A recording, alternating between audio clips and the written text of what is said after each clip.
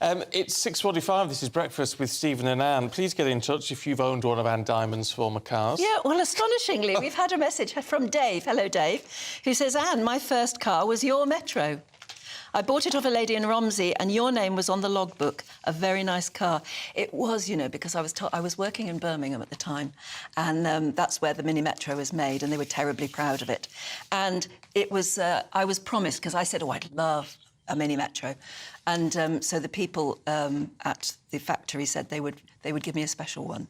And they did. They really looked after it. I mean, it wasn't a Friday afternoon car, if you know what I mean. Yeah. It was a Monday morning car, I don't know. But it drove like an absolute dream. So if you got it, you must have enjoyed it as much as I did. It was wonderful. Why did I get rid of it, I wonder? Well, don't know. Probably because I got a job in London shortly Probably. after that, yeah. Anyway, let's take you through the papers this morning. And we're talking today to Sean McDonald and Candice Holdsworth. Really good to see you both this morning. Sean, let's have a look at the Express, should we? Rishi Sunak needs to move on from the doom and gloom of Remainers. Yeah, you've got Brendan Clark-Smith, one of the Tories to break the Labour red wall, is urging Rishi Sunak to remember what won the Tories an 80-seat majority and to start talking up Britain and Brexit again. I think admittedly it's basically an anticipation of a bit of a looming election disaster if polls are to be believed. He wants Rishi to focus on a string of successes, as he calls it. Those successes being, I have to look back at them. I was going to say, could you list them? I know, I mean, it's a short list. The leadership over Ukraine, vaccine rollout and trade deals. Quite a short list, but I think if you look at the opposite, you've got a series of unelected prime ministers. If we're looking, you know, during COVID, the COVID vaccine rollout, I think it was handled quite well. You know, when that was done, but then you've got the billions that were stolen in sham PPE contracts, which are, I don't know if they're under investigation. I don't know why doors haven't been chapped. I presume it will come out in the wash. You've got mortgage costs are through the roof, taxes highest in 70 years. You've got never-ending public strikes. The NHS is on its knees. Coffee costs £11 in some shops. I think I understand the tactic because I think they've got to focus on, I don't know, past successes, but as the election is coming up. So, I mean, I understand, I'm able to take a step back and say I understand the tactic, I understand, you know, where they're coming from, but I think it's going to be too little too late. I don't know about you, you know, as we kind of come up to an election. Is it toxic to just bring up the word Brexit if you were trying to fight the next election? Well, the thing is, I mean, Rishi Sunak apparently voted Brexit, but I never really hear him talking about it in the same way Boris Johnson did. I mean, Boris Johnson really owned Brexit. And it's so true. I sort of get the impression that Rishi Sunak finds it a bit toxic and he wants to move on from it. But is it still an issue for voters, say in the Red Wall, who last time gave lent their votes to the Conservative Party to get Brexit done? And now you've got the Labour Party saying they might be open to some kind of renegotiation with the EU. So is it over as an issue? I wonder. Well, yes. Don't know. Oh, look, you've got a lovely shot of our camera there. Oh, very nice. It's doing its own thing. Candice, Times, hooray, more strikes could be on the way. Oh, yeah, so this story in the Times is basically there's a split in the Cabinet over whether or not to follow the Pay Review Board recommendation for public sector workers to get a 6% pay rise. And Rishi Sunak is apparently resistant to the idea because he thinks it could be inflationary.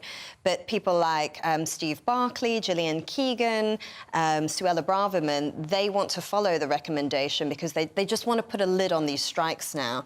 And also because in the private sector, there's been about a 7% pay increase. So they're saying the public sector's not matching the private sector. I think this is going to be really difficult for Rishi Sunak because one of his 5 pledges was to get inflation down. It's not coming down. One of those reasons that they say that is because pay keeps chasing rising prices. Yeah. But what do people do? They can't really reduce their demand for things like food, fuel, mortgage costs. It's a very, very tricky situation. No, there's no way out of the inflationary cycle without pain. I know. That's the thing. Trouble. Yes. But the striking workers they don't want to accept it, and I can understand why. It's so hard. It's absolutely. But you know, it is painful. That's just the way it is. Yeah. Sadly. Let's talk about how... Oh, this gets my goat. in the Telegraph, Sean, the wealthiest should pay more for the BBC, according to the man who's just been kicked out of the job as chairman. Yeah, Richard Sharp, he was asked... I mean, to be fair, I don't know if he's been slightly misquoted, but that is the headline the Daily Telegraph are running with, that the wealthiest should pay more for the BBC. Richard Sharp, who had recently departed BBC chairman in a bit of a scandal over his connection to Boris Johnson and helping him to obtain an £800,000 loan, he has basically said that there has to be some sort of change. I think after when we reach 2027, there'll be a change in the law or the legislation of how the BBC licence fee could be collected. And he's saying, yeah, maybe there should be sort of means-tested. Wealthier houses should pay more. I don't think that's the right way to go. How much would it cost to means test it? And how would you? Just because you're wealthy doesn't mean you watch more programming. Well, exactly. I think it's completely unfair. I do understand his point that he's saying maybe there are households that don't have as much disposable cash that are then being made to pay for it. They're talking about it maybe being decriminalised in that sense, but then it could see a raft of cases going through civil courts. I don't know what the answer is, but I would hang my hat on saying I don't think means testing it, or just because you earn more money means you should pay more, because as you say, what if you only watch like the odd programme here or there? And can you imagine the cost of means testing every person who watches the BBC? What does a licence cost? About 130, £159. Well, I pay £159 just to watch Doctor Who, because it's the only thing I watch. You know, he just interestingly made a point as well, just not to stay on this for too long, but if it was to go through the civil courts, you would see a disproportionate amount of women, because it's women who tend to answer the door, whereas men will just be like, no, which is an interesting insight. If you don't answer the door, do you have to deal with them? I don't want to be telling people what to do, but... No.